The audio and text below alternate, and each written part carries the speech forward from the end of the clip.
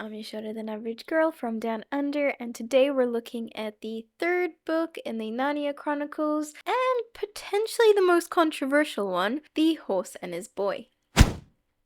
So the reason why The Horse and His Boy is so controversial is because of the way that C.S. Lewis introduces a new nation, the Colorman Empire. So the Colormans are a race of people which were exiles from another kingdom to the south of Narnia known as Archenland. When these exiles crossed the desert, they formed their own nation slash cult known as the Colorman Empire, where their ruler, known as the Tisroc, is considered a descendant of the god Tash. Now, what people find so controversial is the description and inspiration behind the Colorman, particularly because they are considered the villains of the Narnia universe when it comes to the politics. The Colorman are described to wear robes, turbans, and carry scimitars,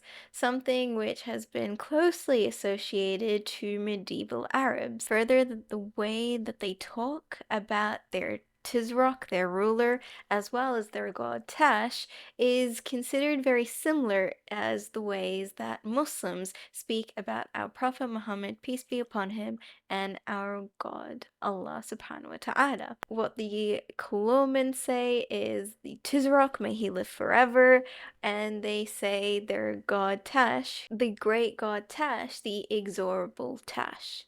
Or when they are going into battle, they have to say, in the name of Tash, the irresistible, the exonerable. These parallels have led people to believe that this is C.S. Lewis's depiction of Muslims, or his belief of what Islam is, that he has incorporated into Narnia. Just as we've spoken previously, and his inclusions of biblical references, now C.S. Lewis is trying to include the political side of religious variability. However, despite this, I actually really enjoy this book. Again, Aslan's quite the standout character in every novel that C.S. Lewis writes, and this book is no exception. This book is set in the golden age of Narnia, so the kings and queens of Narnia are still Peter, Edmund, Susan, and Lucy. However, the book doesn't focus on these characters, but instead takes us to a storyline which is based on these other nations. So let's talk about it, the controversy and the story. If you're here for the book review, please click on the timestamp shown on the screen right now, or the one in the description, whichever suits you best. But for now, let's talk story.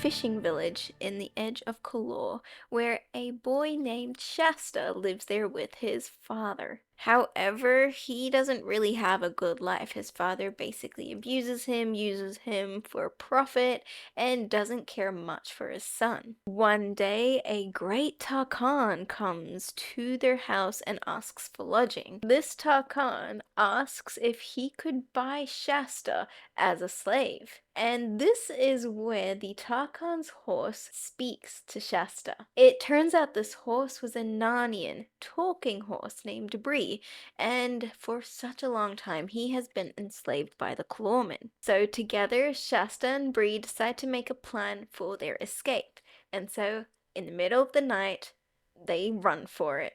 As they do, they finally reach the shores along the coast, and this is where a lion chases them. Afraid for their lives, they continue to sprint, and that's where they meet another Narnian horse and her rider, Wen, and the rider, Aravis. Now, Aravis is considered an aristocrat in Colorman society. Her stepmother has arranged a marriage for her to a 60-year-old Tarkan, which is now the next visor for the Tisroc. It's a very strong political move, but this poor 14-year-old does not want to get married. And so, after attempting to her horse Wen stops her and tells her to come with her to Narnia. And so the two adventurers become four. The quickest way to get from Colorman, which is far, far south, is to go across the desert into Archenland and then through to Narnia. And to do that, they need to go through the capital of Colorman,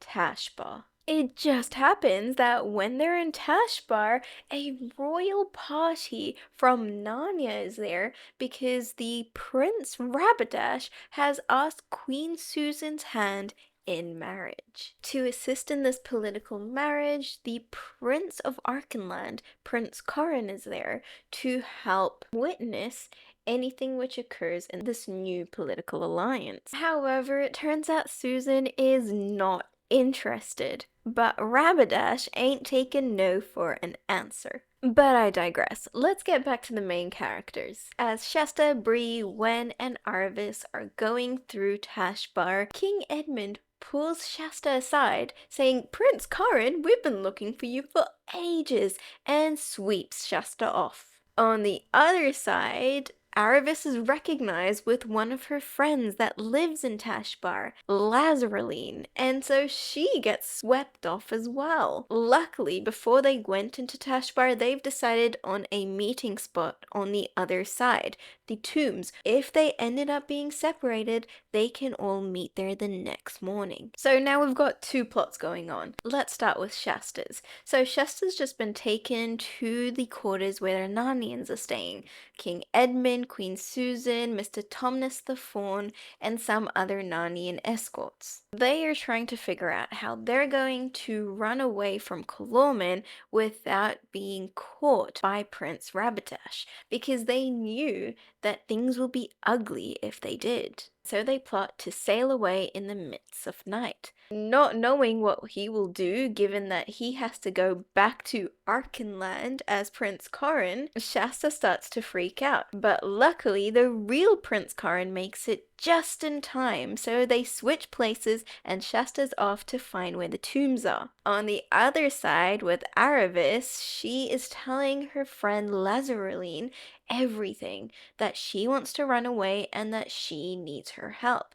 Lazareline only knows one place where she will be able to help Arvis cross, which is through the gardens of the royal court. However, when they're there, they end up overhearing Prince Rabbadash, who's absolutely furious with the fact that the Narnians have gotten away. He tells his father, the Tisroc, that he plans to invade Narnia and take Susan by force. The only way he plans to do this, given that Narnia has a stronger fleet than Colorman, is by crossing the desert and taking Archenland first. Absolutely terrified, it takes the girls a while to be shaken out of that state and for Aravis to actually make it to the tombs with Bree and Wen. But by this time, Shasta has already spent the entire night alone in the tombs. He was absolutely terrified given that there are stories about ghosts being there and jackals. However, a cat keeps Shasta company, and during the night, Shasta swore that he saw it turn into a lion, but it wasn't his imagination. When all the humans and horses reunite, they take off to the desert. However, there is a problem. There is an army at their feet. The army of Prince Rabbadash, making the decision to warn the king of Archenland about Prince Rabbadash's attack. They decide to go full force across the desert. But the horses get tired. Just then, a lion pops out of nowhere and freaks the horses out. They continue to run and it knocks the humans off. The lion comes to Aravis and scratches his claws into her back. But luckily Shasta was there to save her and the lion runs away. As it does, the two humans and the two horses find refuge with a kind old man, the hermit of the southern marshes. As he's looking after the two horses and Aravis from her wounds, Shasta ends up running, going to King Loon, the king of Archenland, to warn him about Prince Rabbadash's invasion. His surprise, people seem to recognize him. The king himself thought he was Prince Corin. Given that someone else has made that mistake before, he explains that they look very similar. But because of the similarity, King Loon actually believes him, and so they prepare to stand up against Prince Rabidash. Now, by this time, they had sent word to Narnia for some reinforcements. So King Edmund, along with his sister Queen Lucy, come with an army of Narnians to help stop the Colorman invasion. Because at this point, King Peter was in the north fighting the giants, so he wasn't available to help out. All's well, they end up defeating the Colorman. Aslan comes and turns Rabidash into a donkey, telling him that given that you only swore by Tash, the only way that you can get out of this curse is by going to the Temple of Tash and pleading to him. But anytime you step out of a 10-mile radius around the temple, you will turn into a donkey again. It also turns out that Shasta is Prince Corin's older twin. They were separated when they're younger, but Aslan was the one who rescued Prince Cor, which is Shasta's real name, and made sure that he would survive the journey and found him a loving father to look after him until he himself can help him back to his family again. As for all the other lions they met in their journey, that was all Aslan as well. Aslan wanted the two Narnians to unite and help their two riders who would become integral to stop this war against Narnia. He was the one who saved Shasta at the tombs when the jackals were trying to hunt him by turning into a lion and then a cat again so that Shasta wouldn't freak out. He was also the lion that chased them in the desert so that they could hurry up and actually make it to King Loon in time. And he also had to punish Aravis because when she ran away, her servant ended up getting 10 whips, and so he gave her 10 scratches for those 10 whips? Yeah. I guess that's the hard way of learning not to have servants and blaming them for things that you've done. Prince Cor becomes the legitimate heir to the throne of Archenland and so becomes King Cor with his queen, Queen Aravis. The Narnian horses go back to Narnia and Prince Corin lives his life as a dream. And that's basically The Horse and His Boy, a tale about how God doesn't abandon you if you're not his people. He will always be there to lead you to your destiny, to help you out and save you, but also at the same time help you learn your lessons.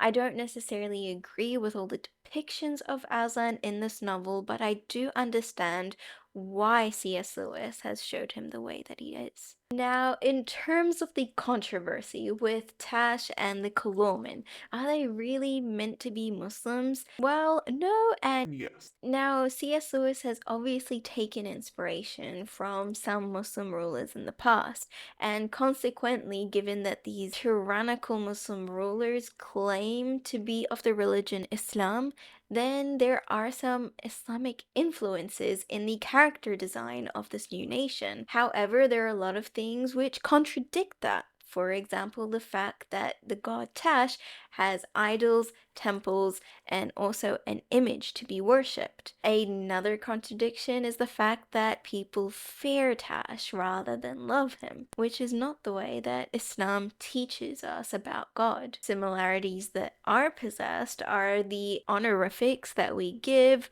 after the Prophet, peace be upon him, and after God, the clothing from medieval or Golden Age Islam, basically around the Umayyad or Abyssinian Empire.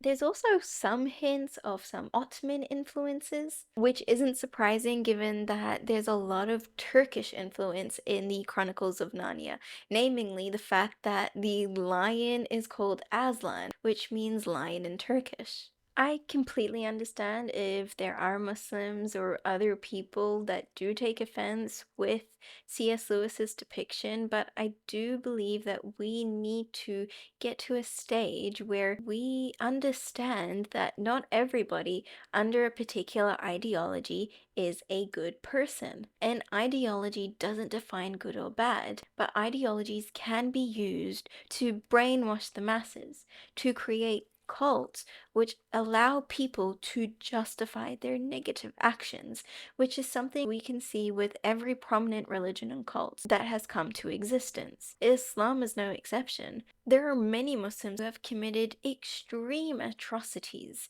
and we need to recognize that this is a fact of the world, that not just because you belong to a particular religion that preaches positive messages that you'll be a good person. But at the same time, because we see negative examples of people who believe in a particular ideology, it doesn't mean that this ideology preaches for negativity. One can say the same thing about the conquistadors and Christianity, a religion that preaches about love, creating these people who have led to massacres. It's not that Christianity preached for it, but that the conquistadors justified their actions due to it being an act for God. And C.S. Lewis isn't shy of showing this, and that's why the Tolmaranes are based off the conquistadors. Something else that we also need to note is when C.S. Lewis lived. It was during the First World War, when the Allied forces were fighting against the Ottoman Empire. Muslims were the enemy, so of course they're going to be used as inspiration for the villains in his fantasy world.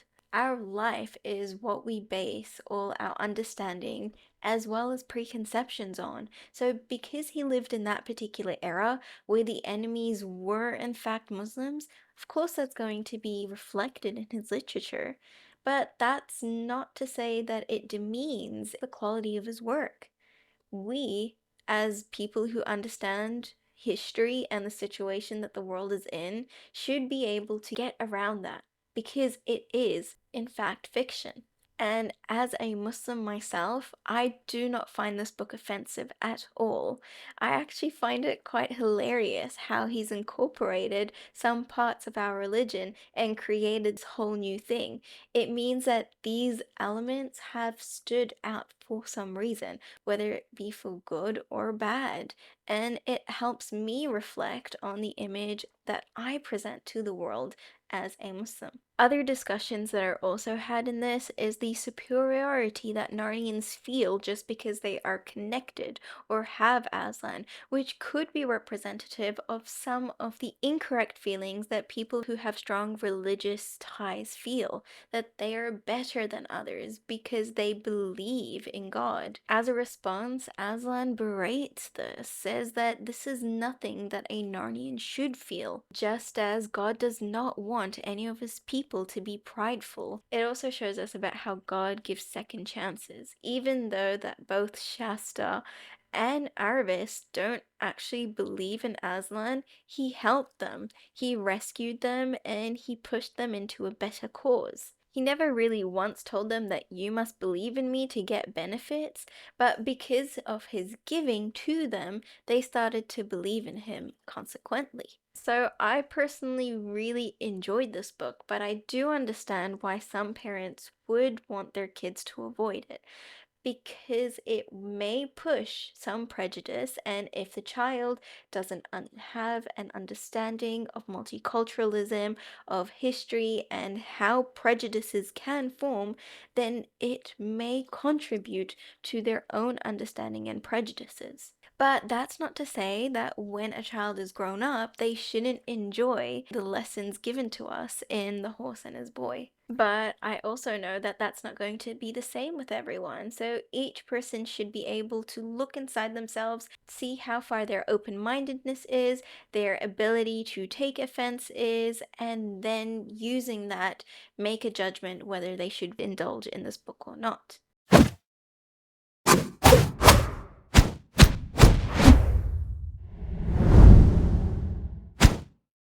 That was The Horse and His Boy. If you like this, make sure to keep up with all the other Narnia reviews, and make sure to like, subscribe, and hit that notification bell so you don't miss out on next week's drop. Be brave, be happy, and be kind, and we'll catch you all next time.